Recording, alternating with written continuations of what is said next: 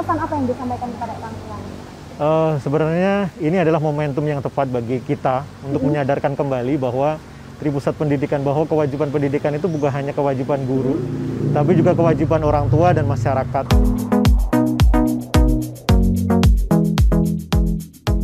Assalamualaikum warahmatullahi wabarakatuh.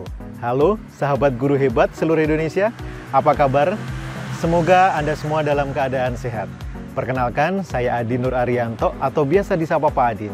Saya adalah guru dari SD Negeri 1 Boyolali, Kabupaten Tulungagung, Provinsi Jawa Timur.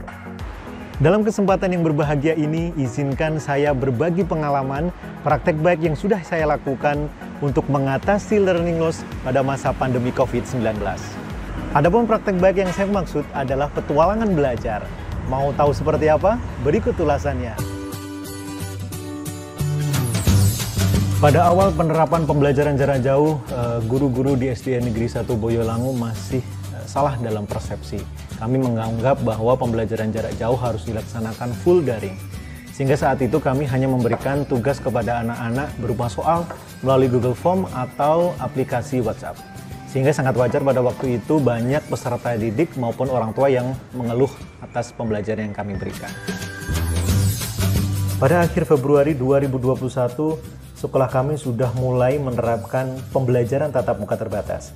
Hal yang mengejutkan bagi para guru adalah adanya fakta bahwa peserta didik kami cukup ketinggalan dalam memahami beberapa konsep dan motivasi belajar yang rendah. Sehingga kami perlu merencanakan inovasi dalam PTMT untuk mengejar ketertinggalan tersebut. Untuk mendapatkan informasi yang utuh, kami melakukan kegiatan asesmen diagnostik, baik asesmen diagnostik kognitif maupun non-kognitif. Dari kegiatan tersebut didapatkan informasi bahwa penggunaan LKPD masih relevan kami gunakan, hanya saja perlu adanya inovasi untuk menjaga motivasi belajar peserta didik kami. Selain itu ditemukan fakta bahwa potensi belajar di lingkungan peserta didik luar biasa, sehingga itu bisa kami manfaatkan untuk pembelajaran. Atas dasar itulah kami mengambil langkah petualangan pembelajaran.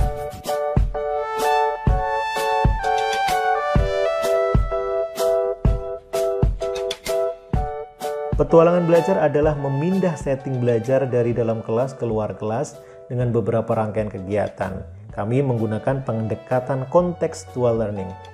Dalam perencanaannya diperlukan beberapa langkah antara lain. Pertama, menentukan tempat belajar, yang selanjutnya kami menyebutnya pos belajar. Kedua, menganalisis kompetensi dasar agar tetap sesuai dengan kurikulum tentunya. Yang ketiga, mengenal potensi yang ada di sekitar pos belajar. Keempat, menyusun LKPD. Dan yang terakhir, kelima, menentukan jadwal dan agenda petualangan.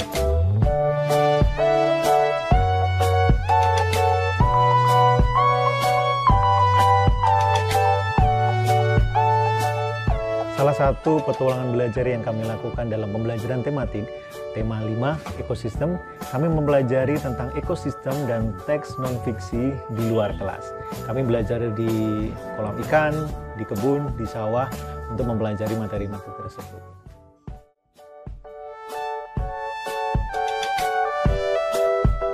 Petualangan belajar dimulai dari pukul 7.30 dan berakhir pukul 10. Dimulai dari kegiatan pembuka di pos belajar, dilanjutkan dengan eksplorasi, pos literasi dan numerasi, pos LKPD, dan terakhir kegiatan penutup di pos belajar.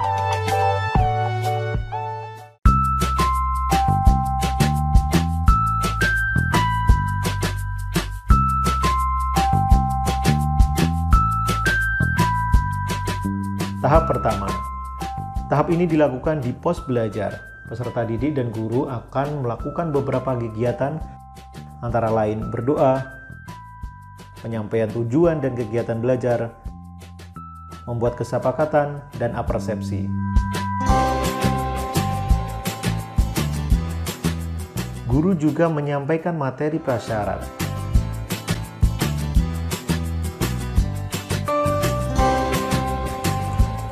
Tahap kedua.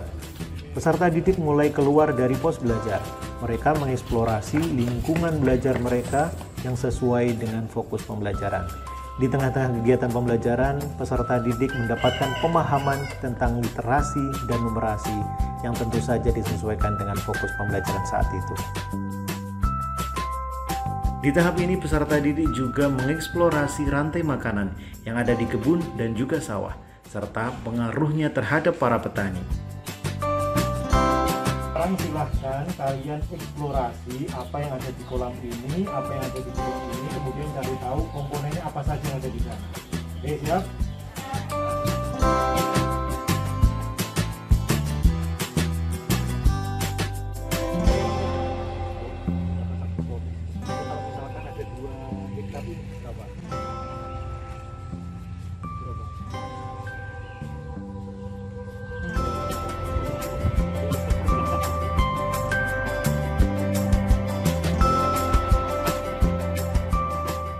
Tahap ketiga, peserta didik mengerjakan LKPD sesuai dengan hasil eksplorasi lingkungan.